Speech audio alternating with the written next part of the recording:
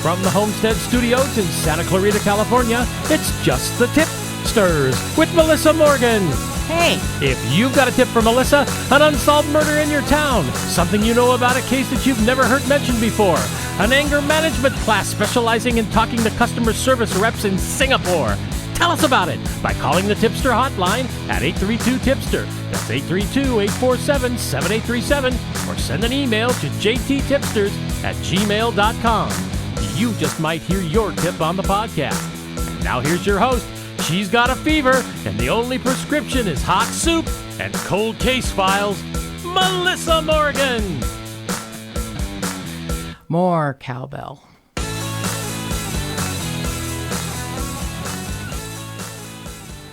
Oh, producer Mark, I thought you were going to say, I have a fever and the only cure is more cowbell. Well, no, that's up for you to say, not for me to say. Well, you can always say it. We can all say it. Hot soup and cold case files. Oh, my God, I love that. That should be like the title of, I don't know, my autobiography. That's perfect for a rainy Saturday afternoon when we're taping this. Except no one's going to want me to write my autobiography. Oh, I don't know about that. I'm pretty sure. But yeah, hot soup and cold case files. I like it. All right. I like it a lot. So producer Mark has pinched me really hard and reminded me to remind my beautiful tipsters to rate, review, subscribe to the podcast if you have not already. If you could give us a 5-star rating, that would be fantastic. If you could take a moment and review the podcast in your own words, that would be really fantastic. And remember, if you like the podcast, it's called Just the Tipsters. And if you do not like the podcast, it's called Death to the Infidels. So just want to get that straight. You always come up with a good one. That's pretty good. I'm just saying. Just I go know. if you don't like it, go review Death to the Infidels and don't tell anyone. But you can always call us here with a tip, a show idea, a case you want us to cover at 832-TIPSTER. That's 832-847-7837. And you can email us at jttipsters@gmail.com. And we love hearing from you. Our tipsters are fantastic. They've taught me so much. I've learned so much from them, and I'm forever indebted to the people that take the time to contact us. It's been a fascinating ride, and doing this, a really fascinating ride. And this part 2 of the Kevin Cooper story, and I hate to call it that because his victims were the Ryens. Sorry, his alleged victims were the Ryens, but it really can't be called the Ryens story. It's the Kevin Cooper story because it's one of the most bizarre, interesting, fascinating cases I've ever come up against. And it had an intersection when tipster Kathleen told me about some cases that happened in her childhood town of Fresno, and one of them involving, or probably more than one, but involving Clarence Ray Allen, who was the head of a gang. Now, when I think Fresno, I don't think gangs. But then again, you could have a gang, I guess, in the middle of Mayberry. But Clarence Ray Allen was a bizarre gang leader in that he stole what he wanted, dealt in, the things that gang members do, ordered murders, really awful, ridiculous murders. I feel like out of paranoia, mostly from people he thought knew what he was doing, and really terrible things. And he has a connection to the victims of this case. Really? The Ryens, yeah. No kidding. It's a small world of murdery gang people. And Clarence Ray Allen was eventually put to death. I think it was 2006. But he was a striking looking man. And I am not, I really got to get my 23andMe DNA kit turned in because I'm really not great at ethnicities. I thought he might have been Hispanic, but he's Native American. And while in prison, he embraced his Native American heritage when he's, a couple of years from being executed, and starts wearing a headband and a feather. It's like, buddy, even the, great horned owl god of the, wintry clouds isn't going to save your fucking ass now. Yeah, nice try. You pile of shit. Yeah, you can call on, Dances with Wolves all you want, but hopefully you just get raped in prison. Sorry, I have bitterness, table for one. So anyway, just to recap, Kevin Cooper, born in Pennsylvania, Richard Goodman he was adopted. His parents changed his name to Kevin Cooper.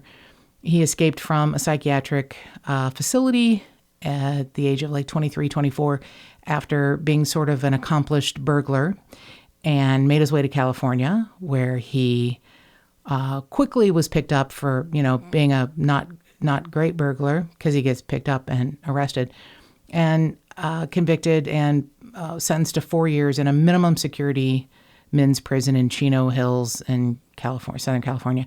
And he escapes through a hole in a fence. So he escapes on June 2nd, hides out for 2 days in a house with no tenant in it at the time, and a murder 150 steps up the hill from the house he was squatting in, a family murder and a family friend murder, 4 victims and 1 almost victim. The Ryen family, Peggy and Douglas, Jessica, their 10-year-old daughter, a visiting friend who was there for a sleepover, Christopher Hughes, 10 years old, and their son, Josh Ryen, is the only survivor. His throat was slit. He was unable to communicate. Some testimony was taken that could probably be doubted, which you'll hear about. So he's convicted of these murders and given the death penalty.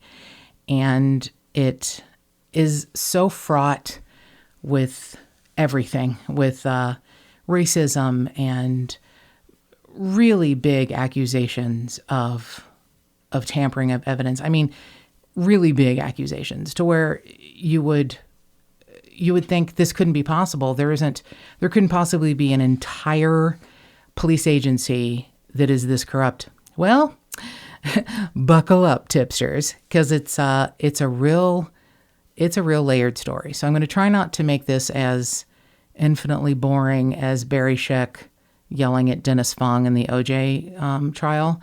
So every now and then I'll just be like, "How about that, producer Mark?" Just to see if you're still awake. Huh? Right. It's not going to be that detailed, because I'm not really good at, breaking down blood evidence. But it's really, when you hear the things that happened, I think you're going to have some doubts yourself. So it's difficult to champion the cause of a man who is a convicted burglar and rapist. But it doesn't make him a slaughterer of families. So we're just going to try to get through this information, because it is so heavy, and it's so many sources. Amazing work, the LA Times, amazing work with many innocence projects, with the Northwestern College of Law students, the New York Times. You're going to hear, the ACLU, obviously. So you're going to hear a lot, and I'm hoping that this will be able to be rolled out in a linear fashion, and it won't be too much like, what the fuck is that woman babbling about again? So in 2004, one of the jurors wrote, "Too much continues to bother me about this case." She was in total support of Kevin Cooper's clemency petition. She refers to the verdict and the death sentence as something that I regret now. So his current attorneys are absolutely questioning what happens when you have a death penalty case and you're convicted. In California, it immediately is up for appeal.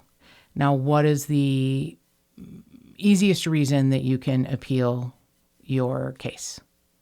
I don't know. That bad representation? There you go. Yeah. That's the first thing you start with. Now, in most of that's exactly it, producer Mark. The thing you start with is, I was not represented correctly, efficiently, expertly. And most of the attorneys who represent someone who gets convicted of a death penalty case say nothing. They say nothing. They don't want to admit, you know what? I didn't do a good job. Most of them say, I defended my client to the best of my ability, and the evidence is overwhelming, and that's why he got. This is rare. This is rare for me to have seen this. So David Nagus, who represented Kevin Cooper in the original trial, said in a 1996 declaration on Cooper's behalf that his own performance in the case was negatively affected by all of the stress and exhaustion. Wow. And this was a big-ass, nasty case with a lot in the press. It was a black man who is convicted of slaughtering a white family in their sleep. It was just fraught with so much awfulness, and it shouldn't have been a black man convicted of slaughtering a white family. It should have been a man on trial for a series of murders. It shouldn't have mattered what their color of their skin was. And it did. Unfortunately, it did. So Attorney Nagus is like, I didn't keep up with the daily trial transcript. I rejected Kevin Cooper's request to bring on a second attorney. It was my own ego. I recognized later, in hindsight, that it would have been beneficial because it was such a complex death penalty case. Wow. He's saying this while he's still practicing law? Yep. Because he's opening himself up to all kinds of... I hope his malpractice insurance is caught up. Well, maybe he's retired, but I don't know. Yeah, he has to be. He said one of the motions that I put forth was thrown together because of lack of time, and I didn't complete a comprehensive statement on the physical evidence in the case. It just, he said with more experience, I would have done a better job. Well, yeah. That's against his own interest at the very least, but wow, on the one hand, I'm thinking that's crazy to do that, but on the other hand, wow. Right. That's pretty amazing. Yeah. So this is like 13 years after the trial. He's, the new attorneys are, trying everything they can. And I was just so shocked and surprised by David Nagus's, written, declaration. Like, look, I fucked up. Every way from Sunday. I had the best of intentions, but I was overworked. I was exhausted. I didn't take my client's wishes into consideration, and he had some great ideas, and I didn't follow up on them. I could have used help. My ego told me I could do it on my own. So that's the main thing I want to start with, because that's typically when you try and overturn, and when you try and appeal a death sentence, a conviction, death conviction, you start with the attorney. You were not represented correctly. And it wasn't that he wasn't represented correctly. I'm giving Attorney Nagus every ounce of respect in the world, because I'm quite sure he did the best he could at the time, and maybe it just wasn't good enough. Maybe his best just wasn't good enough. And maybe Perry Mason couldn't have done a better job. I don't know. But I can tell you, there's so much that comes into question. I'm overwhelmed by the malfeasance that is, it's crazy. So some of the things that convicted Kevin Cooper on were clothing, a button, a cigarette butt found in the Ryen's stolen car. Now, the Ryen's car was found about 30 miles away in Long Beach. And we know that it couldn't have been there because of where it was found in a parking lot of a church, I believe. It couldn't have been there the night before. So it had to have been put there by someone. Yeah. And I think it was a priest or a director of this church said, I saw the parking lot was empty last night and now the car's there. And this is 2 weeks after their murder. Now, if you remember, Kevin Cooper checked into a hotel in Tijuana the afternoon of the murders, if they happened overnight in the early morning. he checked into a hotel and caught a ride with an American couple sailing to Santa Barbara. He was on a boat. He was on a boat for 2 weeks when this car was found. They went around Baja, Southern California. I don't know that he worked as a crew member on the boat until he was, arrested in Santa Barbara 7 weeks after. So 2 weeks after their stolen car is found, I don't think he got off the boat, found the Ryen's station wagon where he had left it and parked it in a parking lot to be found the day. Well, no, that couldn't have happened. Right. So some of the things used from the car to convict Kevin Cooper, a warden at a prison that he was in, I guess, the Chino prison, Warden Midge Carroll. She testified at an appellate hearing that the shoe prints, there was one tennis shoe print in blood in the Ryen's house. And they said it was worn by a model of Keds tennis shoes primarily worn by prison inmates. So this warden, Midge Carroll, who just was like, I don't, look, she brought the catalog. You can order these Keds from a 1981 Keds catalog. They're widely available to the public. They're not just prison tennis shoes. And a warden at a prison said, he's he can be like a chameleon. He can turn on the charm and turn it off, but I don't think he's a murderer. And you can get these shoes other places. Now, again, in hindsight, Warden Carroll says, I don't think this investigation was honest. The law enforcement in San Bernardino have tried to intimidate me throughout the years to not testify in his appeal. This is the warden saying this? Yep. The warden.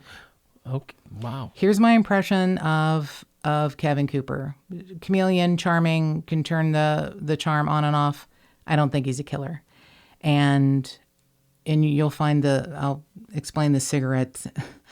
It's just every single thing used to convict him.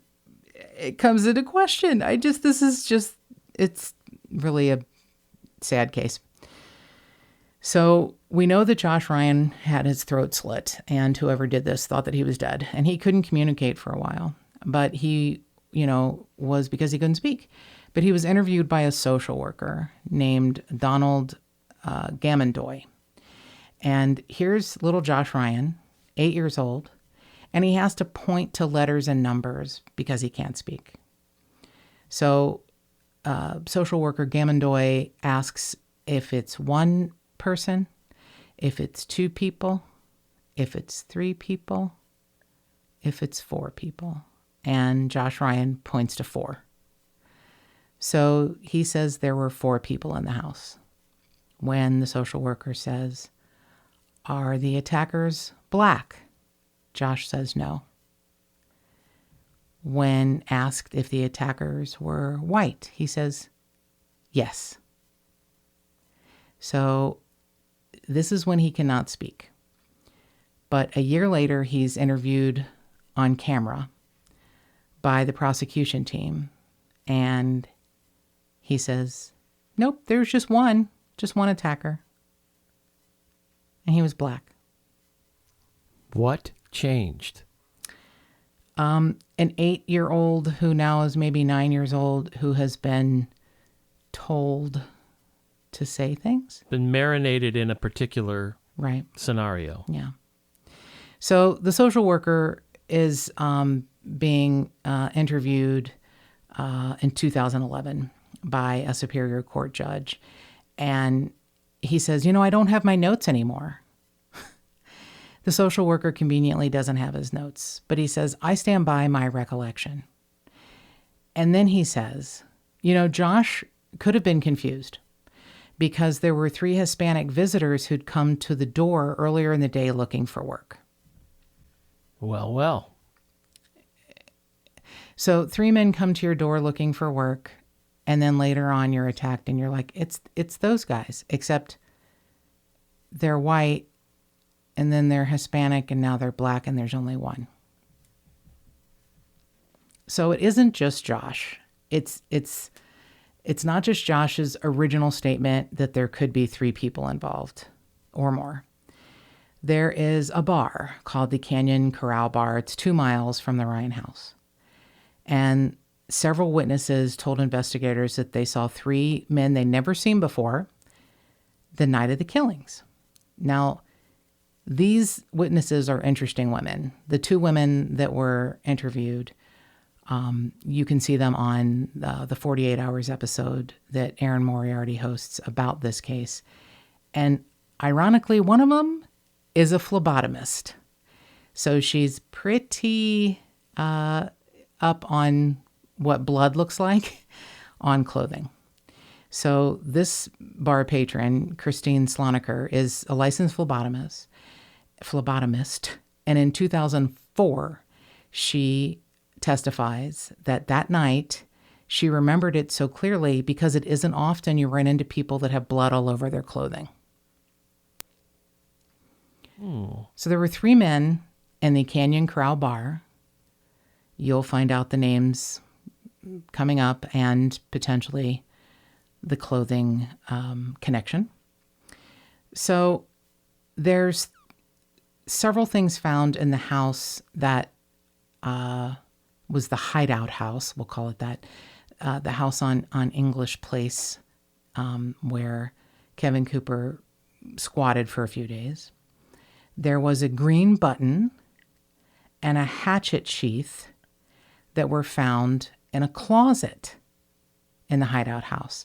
Now, they said that Kevin Cooper slept in the closet. So he's there in a house that's ostensibly empty, but he doesn't know when people are coming back. He doesn't know how long he can stay. But they said these 2 things were found in the closet where Kevin Cooper had been sleeping before the murders. Yet there's no mention of these 2 items in the initial police report. That is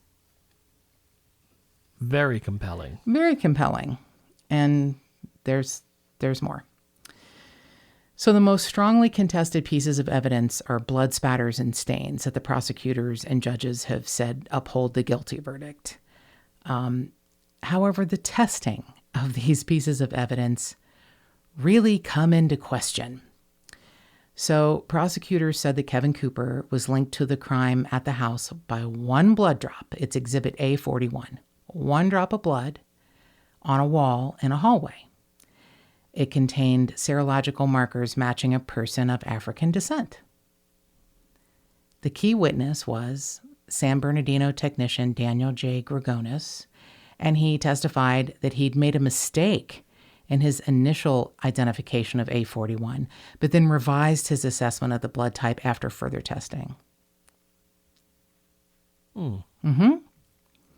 So Cooper's legal team recently argued, that blood was planted, and they point to the tests that suggest that the blood contained EDTA, which, if we know anything from Michael Peterson's The Staircase, from Stephen Avery, blood that contains a preservative is typically found in vials that medical professionals or law enforcement use to collect blood. When they take your blood, it goes into these vials.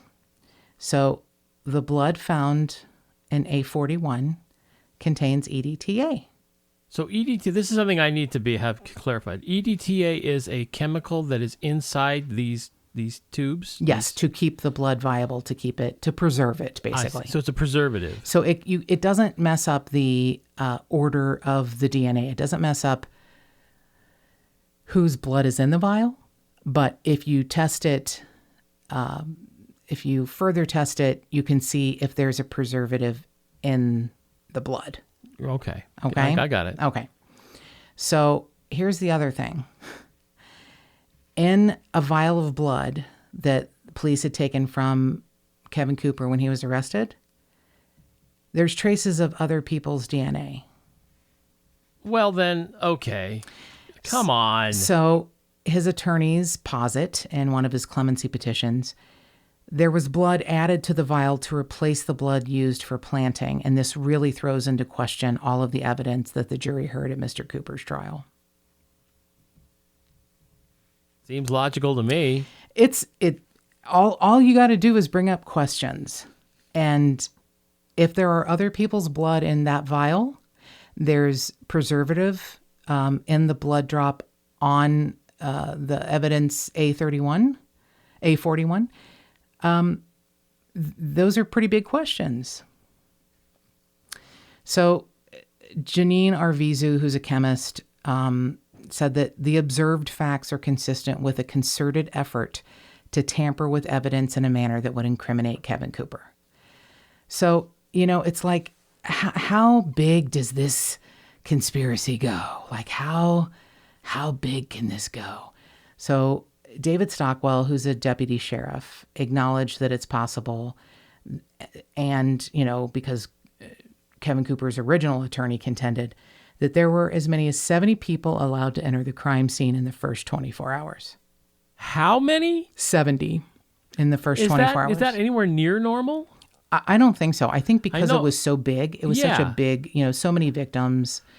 I think it was, just a big deal. And I don't know why there would be 70 people needed to do anything. Wow. Unless you have a marching band. You don't need 70 people to process a crime scene. Even in the 80s, that's just... So, it's like, how big is this conspiracy? How can, But Cooper's attorneys are like, look, this went right to the motherfucking top. The San Bernardino County Sheriff's Department. It goes to the goddamn top. So Sheriff Floyd Tidwell, who headed the crime scene investigation in the 80s, pled guilty 2 decades later in 2004 to stealing more than 500 guns from the evidence room of the San Bernardino County Sheriff's Department. Oh, nice guy. Mm-hmm. Yeah. William Baird, who was head of the department's crime lab, who testified about the shoe print that, the Ked's shoe print you could only get in prison or from a catalog, was fired a year after Cooper's conviction because he stole heroin from the evidence locker. Another nice guy. So I'm guessing the evidence locker needs a new lock. If the head guy is stealing 500 guns and the head of the crime lab steals heroin. Yeah, it's like...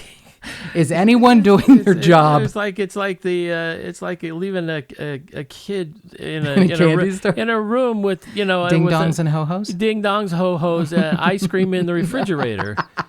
Yeah, pretty weird. So it continues. Hang with me, tipsters. 5 days after the murders, a woman named Diana Roper turns in a pair of coveralls to the sheriff's department after she hears about the killings. Now, she lives in the Fresno area, and she's living with a man named Lee Furrow. Now, here's the connection with tipster Kathleen. Lee Furrow is a convicted murderer, and he got a reduced sentence for fingering Clarence Ray Allen. So he was young at the time, and he, 18, 19, and he killed and dismembered Mary Sue Kitts in Fresno because Clarence Ray Allen thought that she knew what he was doing. And we're going to cover his monstrosities in Fresno, the Franz Market murders, in another episode. But for right now, we're still with Kevin Cooper. Here's the connection to Clarence Ray Allen. So Lee Furrow, had gotten out after getting a reduced sentence, even though he killed a 16-year-old girl, dismembered her, and threw her in the Kern River. And she's never been found. So Diana Roper, his girlfriend, said there's stains on his coveralls, and she thinks they're blood. She said that he came home and changed out of his coveralls that night. And Diana Roper says, I told the deputy the facts about how I found the coveralls in the closet and that I was scared that Lee Furrow could be the murderer of this, horrific crime. She takes the coveralls to the sheriff's department, and a few days later, the San Bernardino County Sheriff's Department throws the coveralls away without testing them. Oh, for Christ's sake. This is just... What? Mm-hmm. What was their excuse? We're going to get to that. There's a couple. One is the head sheriff said there's no connection to the case. And the other one shows a call log where the deputy who took the coveralls tried to get them entered into evidence. No. Mm-hmm. No. So, yeah. So there's so much bullshit flying around here right now. It's just insane. Right. I hate these cases. I hate when you hear shit like this. I'm sorry. I got to be honest. Me too. It's so... And there's so much information and so much going on. It's just, I feel like my brain's going to fold in on itself. Here's what bothers me about cases like this. This guy could have killed all those people. He may be guilty, but there's so much doubt now. Right. That's the problem. There are so many questions now, but it's got a very modern update, literally just a week or two ago, which we'll share at the end. It's gone through 3 governors of California, and the most recently seated governor has asked for testing. So we'll see. By the way, Kevin Cooper's 61 now. He was 25 when this happened. He's 61 years old, and he's still in San Quentin and still working hard to, get himself. To clear his name. Mm-hmm. So in a lecture in 2010 at Gonzaga University, Judge Justin Quackenbush said that on June 9th, Diana Roper called the sheriff's department and said, my boyfriend Lee Furrow came home very early on June 4th. He changed out of his coveralls and he left them on the floor of the closet. He was not wearing a tan t-shirt that he had been wearing earlier in the day. He left after 5 minutes and didn't return. Now, Diana Roper and both her father said, I think this looks like blood. That's why she turned it over to the sheriff's department thinking, what the hell? So the sheriff's department, as we know, never tested them for blood and never turned them over to Cooper or his attorneys, and they disposed of them on the day of Cooper's arraignment. There are phone logs that prove that the deputy that got the coveralls in his possession made multiple attempts to give the coveralls to the lead investigator, which he just never would take possession of them. And why? I don't know. Does anybody know? I mean, is there good grief? A supervisor admitted to an investigator that he signed off on disposing of the overalls and said, I made this decision on my own. I just didn't think that they were of any evidentiary value. Okay. So God. There were some things found beside the road, sort of a rural area where the Ryen's house was. So Diana Roper provides an affidavit, and unfortunately Diana Roper is deceased. Like I said, several of the people in this case are no longer, alive. Which really is heartbreaking. It hurts. It hurts him. It hurts Cooper. It hurts everything. It hurts the truth, is what it hurts. Right. It hurts justice. Yeah. Right. So Diana Roper said that she signed an affidavit saying that a bloody tan T-shirt that was found along the road leading up to the house where the murders took place was Lee Furrow's T-shirt. It was a Fruit of the Loom T-shirt in this kind of ugly tan color. It was like a mustard color with a breast pocket. And Roper said that she recognized it because she had bought it for him. So that bloody T-shirt and a bloody hatchet are found along the roadside, and an orange towel, which they believe came from the Ryen's house, but can't really match it. So this is found along the road leading up to the murder house. And Diana Roper says that that hatchet is a match for the one that Lee Furrow had at their house and that's now missing from the garage. Of course. Yeah. So Lee Furrow was in this gang that Clarence Ray Allen was the gang leader. And Clarence Ray Allen had a disagreement with the Ryans. He'd purchased a horse from them, and they fought over the price. Lee Furrow was an employee of Clarence Ray Allen's security company, wink, wink, nudge, nudge. I guess it's sort of like the mob being in garbage and tree trimming. So Clarence Ray Allen had a security company, and Lee Furrow was a kid and was an employee. He pled guilty to murdering Mary Sue Kitts in 1974 as part of a cover-up for a burglary, and he was directed by Clarence Ray Allen to kill Mary Sue Kitts. Okay. Yeah. And Lee Furrow and two other men could have been at the Canyon Corral bar in their bloody clothes. Okay.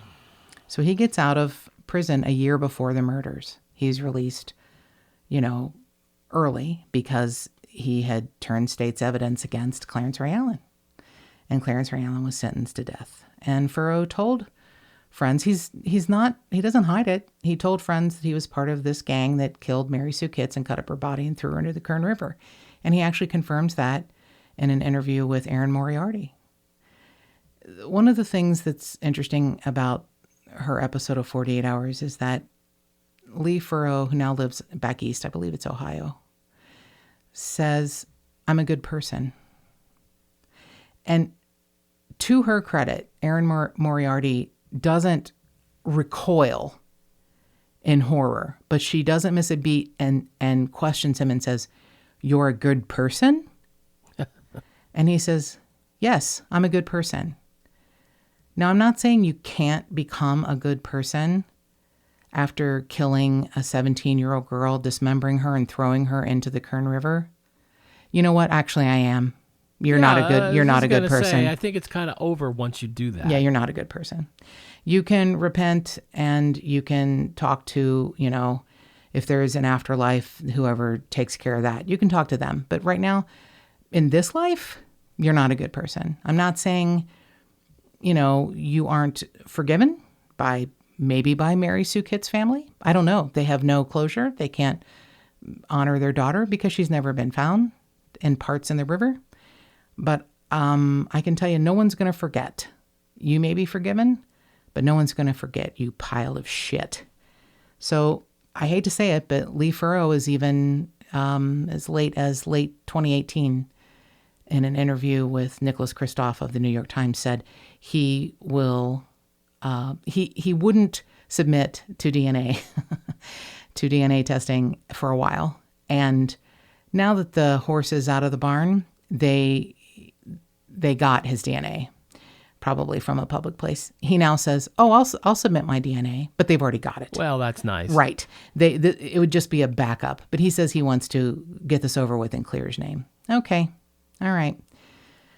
I don't know. I just don't know. So there was a second bloody shirt found near the Canyon Corral bar, and it's now missing. Wait, did the police have it? Yep. And now it's just gone. A civilian turned it over, a bloody shirt found behind the Canyon Corral bar. And, it's like, well, it's got some blood on it. Yeah. So the witnesses at the Canyon Corral bar said one of the men had on a tan shirt and coveralls. One of the men had on a blue shirt. Mm-hmm. And yet... I'm getting an upset stuff. That stuff doesn't really bother me usually this much, but these kinds of cases where there's so much where the state has just fucked it up just drives me nuts. Well, what's so disturbing is that so many agencies have made mistakes. We're all human. Whether your attorney makes mistakes or evidence collection makes mistakes or law enforcement doesn't log things incorrectly and they make mistakes or the prosecutor makes mistakes. Everyone could make a mistake along the way. In this case, it appears that not only were mistakes made, but perhaps intentional malfeasance. It's really big, and you have to have the law go in your favor. Many appeals have been made in Kevin Cooper's defense, and most of them have been denied. So during an appeal, Judge Huff accepted the state's claim that there was only one shirt. There was just the tan one. There was never a blue shirt. And he blocked that from the defense being able to use it to pursue that. I mean, it doesn't matter anyway. The shirt's lost. But it was logged in and lost. And now this judge says, well, it was logged in incorrectly. It wasn't the blue shirt. It was a tan shirt. I'm going to start singing a happy tune now. I'm going to just start whistling. Try to clear the palette of this garbage that's floating around in my brain right now. There's a lot. There is a lot. So there is a judge, Judge Fletcher, who is writing many appeals on Kevin Cooper's behalf because he feels like he just was never given a fair trial, and I think he's right. There were blonde hairs found clutched in Jessica Ryan's hand. This is horrible to me, but it's a good ending because they're going to be retested. But Dr. Ed Blake, under oath, conceded that most of the hairs had never been tested, and that when Judge Huff ordered retesting of the hairs, they were only tested the ones that did not have an antigen root. That's the root that tells you a confirmed DNA. It would essentially guarantee a negative result. Like, oh, it's inconclusive. Now, hold on. Those hairs are still in evidence. Part of what Governor Newsom has asked for retesting are those hairs. So I'm bringing that up only to say, shitty part of the story, potentially helpful later on. This is a really weird part that bothers me. So when the Ryen station wagon was found, there were no cigarette butts. However, later on, there were cigarette butts, according to Judge Fletcher, that could have been easily planted. So after initial forensic testing, the paper from these hand-rolled cigarettes, and it was just a butt, is supposedly the kind of paper and tobacco you find in prison. And it was very small. So when other cigarette butts were found after additional search of the station wagon, the paper is significantly larger, and it's not a butt. It's like a rolled, almost a complete rolled cigarette. And well, then, yeah. This is where it starts to get, how can you tell me that's not planted? So there were some cigarette butts found in the house, the hiding house where, Cooper admittedly hid. But those cigarettes were collected, but never tested. Never tested. So there is so much just not done. Basic stuff. I know. It's heartbreaking. So the judge also says that, there's a chemical test that's used to detect blood, but it also reacts to bleach. And there was a previous occupant in the empty house that he admitted at the trial that he cleaned the shower and the sink with bleach just prior to vacating. And he supposedly, just left, and then Kevin Cooper found the house empty and was like, I'm going to stay here for a couple of days and sleep in the closet. If anyone comes home, I can surprise them and do whatever.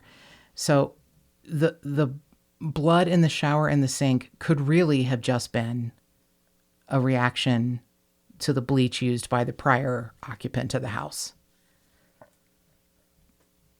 There's a green button found in the house. It came from a green prison jacket. However, when Kevin Cooper escaped the California Institute for Men in Chino, he was wearing a brown prison-issued jacket. Okay, well then. Well then. So even though there were 70 people that may have tromped through that murder scene, and I'm going to then include, I don't know how many went through the house where Kevin Cooper was hiding, but the fingerprints of an officer who claimed he had never been in the house or the closet where Kevin Cooper was sleeping for 2 days, his fingerprints were found in the interior of the closet. And I don't understand how you can determine time with fingerprints, because I've been told you can't. But it says that these fingerprints were determined to have been left the day before the evidence in the closet was officially found. So even the judge is saying fingerprints from an officer who said he was never there were found in the closet. Maybe they were put there when he was planting evidence. It's certainly a viable theory. Right. So back to Lee Furrow, his stepmother lived less than 5 miles from where the Ryen station wagon was recovered. And as I was saying, it was in a lot of a church, and the church's priest confirmed that the car could have only been left the previous day. It could not have been there for 2 weeks. And we know that Kevin Cooper was on a boat. He was on a goddamn boat. He couldn't have moved the car. So that's just some of the fun evidence.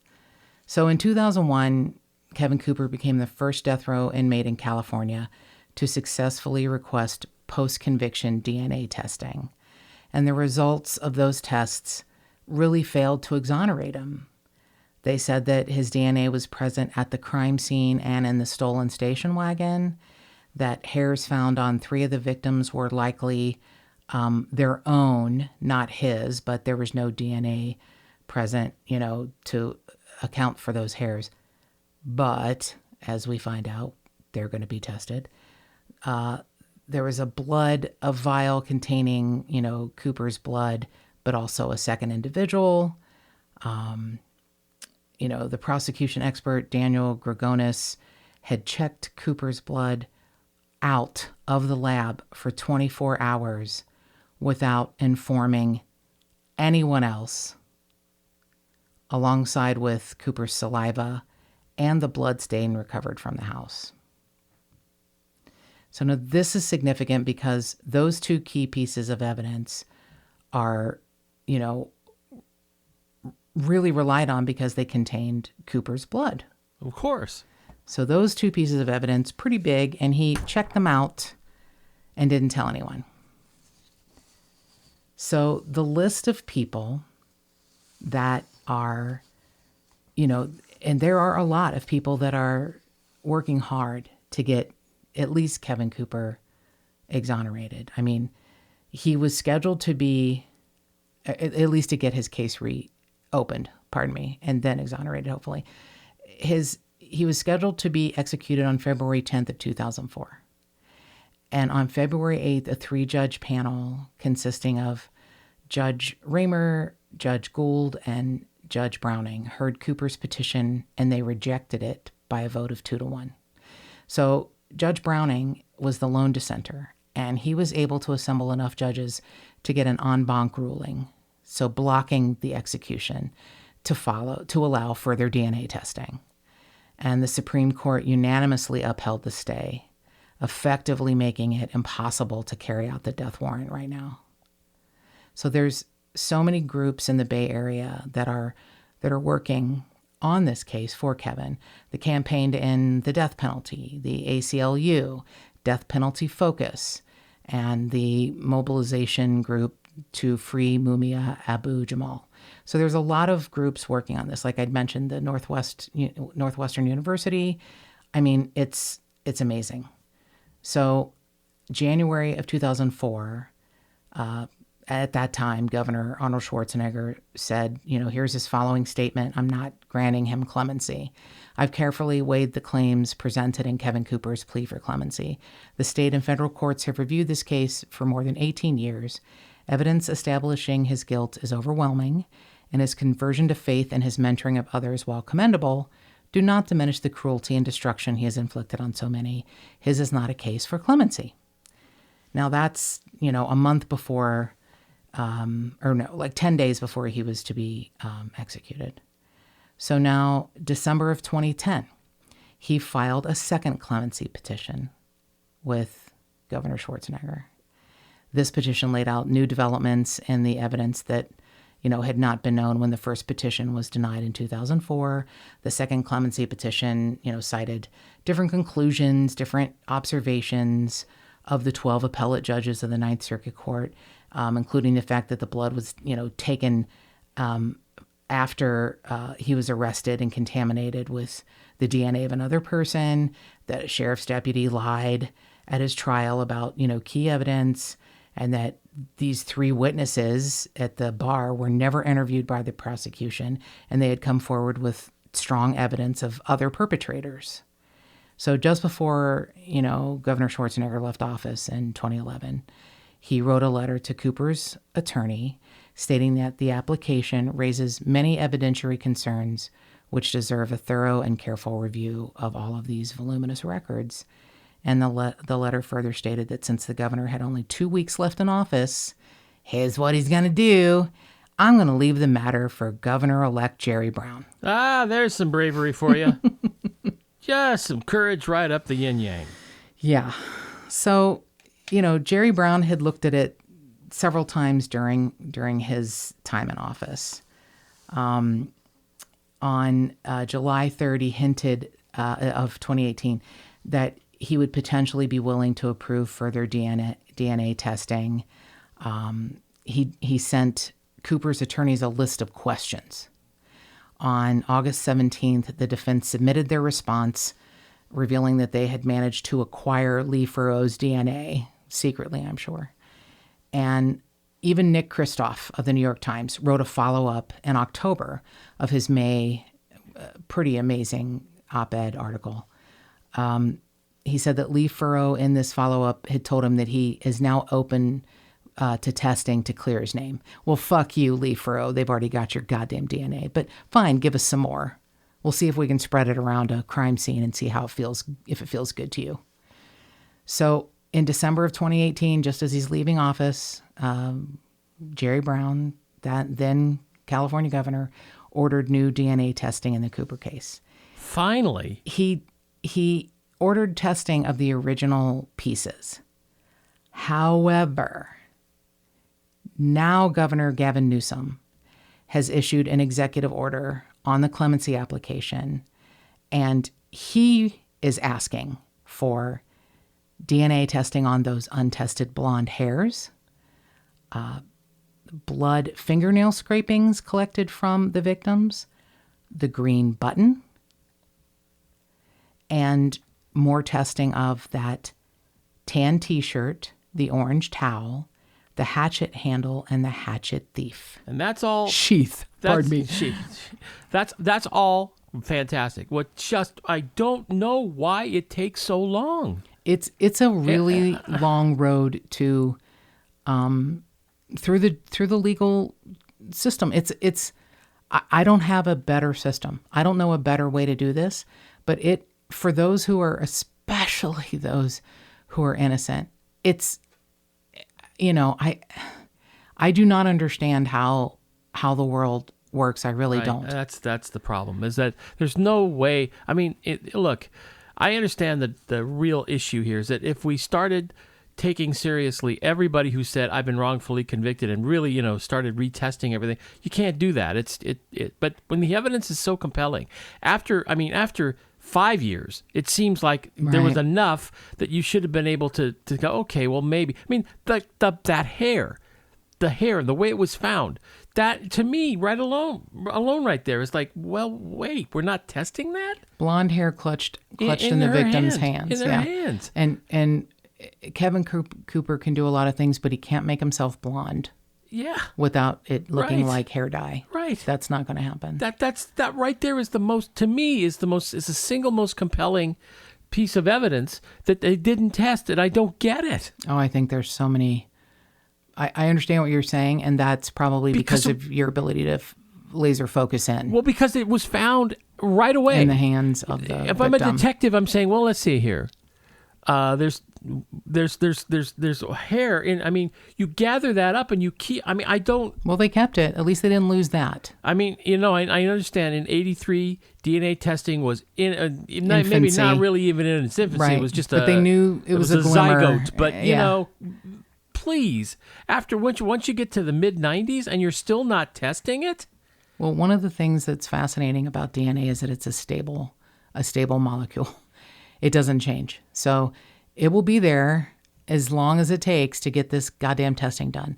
And I know this is a slight left turn, but it's a short left turn.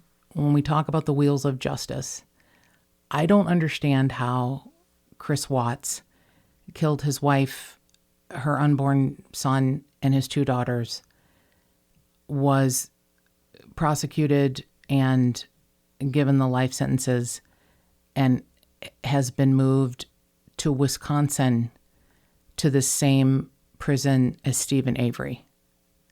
All within 6 months? Right. It's how his case got pushed through, maybe because he confessed. Yes. I don't. Yes, sure. But it's so quick, and he was worried about staying in a prison in Colorado that he would be killed. Do you think they don't have TVs in Wisconsin, you dumb fuck? Right. So I don't understand how the law works. I will be honest. I'm fascinated by it, but don't understand the speed or the snail's pace of how our system works. But this is the statement from Governor Newsom, and he says, "I take no position regarding Mr. Cooper's guilt or innocence at this time. But especially in cases where the government seeks to impose the ultimate punishment of death, I need to be satisfied that all the relevant evidence is carefully and fairly examined." Well, this may be the only time in his entire governorship that I'm going to say, thank you, Gavin Newsom. And I am, this case is still obviously ongoing. That was just in February, is his statement. And because it's going back and forth between prosecutors and Kevin Cooper's new attorneys, there has been no definitive date yet set for the new testing. But we can just hope it's soon. And it will be interesting to know if it gives us any new information. And this is really one of the more fascinating ones in my mind. And more cowbell. Remember, subscribe, rate, review, and if you've got a tip for Melissa, give her a call. 832-TIPSTER, 832-847-7837, or send an email to jttipsters@gmail.com.